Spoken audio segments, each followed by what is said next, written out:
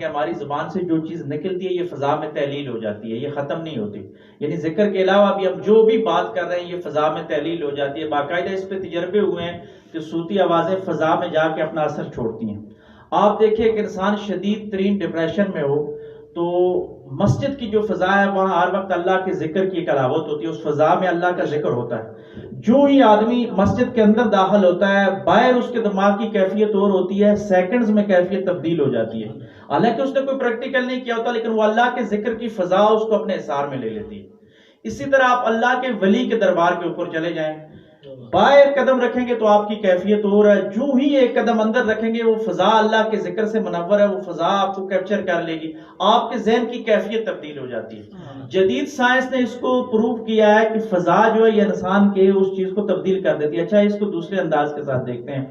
آپ ایک متوازن آدمی کو پاکستان میں باقی دنیا کی بات نہیں کر رہا، عدل و انصاف کے بڑے اچھے نظام ہیں، لیکن پاکستان کی کچہری میں اگر انسان کو لے جایا جائے تھانے میں تو ایک نارمل آدمی باہر اس کی کیفیت اور ہوتی ہے، جو ہی تھانے یا کچہری میں جاتا ہے تو اس کی کیفیت اور ہو جاتی ہے، وہ کہتا ہے میرا دل تنگ ہو رہا ہے. اس پہ سماجی طور پہ اگر دیکھا جائے نفسیاتی مسئلہ ہے کہ جو کچہری کی فضا ہے وہ جھوٹ بول بول کے ہر وقت وہ شیطانی فضا بن چکی ہوتی ہے. اب جو اللہ کا ذاکر جاتا ہے ایک متوازن آدمی وہاں جاتا ہے تو اس کا دل تنگ ہونا شروع ہو جاتا ہے. اچھا جو بندہ صبح و شام جھوٹ بولتا ہے، جھوٹی قسمیں کھاتا ہے، وہ کچہری میں جا کے خوش ہونا شروع ہو جائے گا. تو یہ ذکر کے ایک اثرات ہیں، یعنی باہر کی کیفیت آپ کو اثر دیتی ہے. اور اس کو اس انداز سے لیں کہ میرے آقا علیہ الصلوۃ والسلام نے، بات لمبی ہو جائے گی، کہ آقا علیہ الصلوۃ والسلام نے ایک قبر پہ کھڑے ہو کے درخت کی ٹہنیاں لگائی.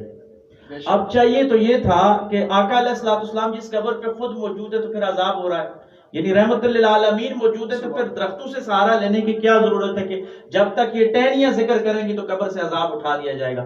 حقیقت میں آقا علیہ الصلوۃ والسلام یہ جدید سائنس کا مسئلہ قیامت تک کے لیے سمجھا رہے تھے کہ لوگوں یہ درخت اللہ کا ذکر کرتے ہیں، اگر مردہ اس درخت کے ذکر کے نیچے بیٹھے تو اس کو سکون آ جائے گا. اور آپ زندہ انسان ہیں، آپ خود ذکر نہیں کرتے. آپ اس چیز کو پریکٹیکل دیکھ لیجئے گا، جتنے بھی ناظرین ہمارے دیکھ رہے ہیں کہ آپ ڈپریشن میں ہوں، آپ کسی درخت کی چھاؤں میں بیٹھ جائیں، کوئی عمل نہ کریں.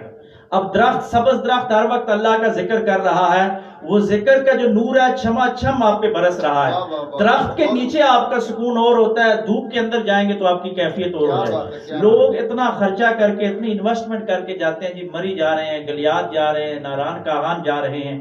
لوگ اس لیے وہاں جاتے ہیں کہ ہمیں سکون مل جائے. ارے انسان اگر تو اللہ کا ذکر اپنے گھر میں شروع کر لے تو وہی تمہیں یہاں بھی اثر ہو جائے گا. مری ناران کاغان میں درخت زیادہ ہیں، ہریالی زیادہ ہے، اس لیے اللہ کا ذکر زیادہ ہے، وہ فضا اٹریکٹ کر کے انسان کو سکون عطا کرتی ہے. تو نفس کی طہارت کا واحد ذریعہ ہے کہ اللہ کا ذکر. اور ہم نے اور آپ نے تو سب نے دیکھا کہ ہمارے خواجہ صاحب کی چہرے پہ کتنی ایک نور برس رہا ہوتا تھا، وہ اللہ کے ذکر کا یقیناً یہ نور تھا.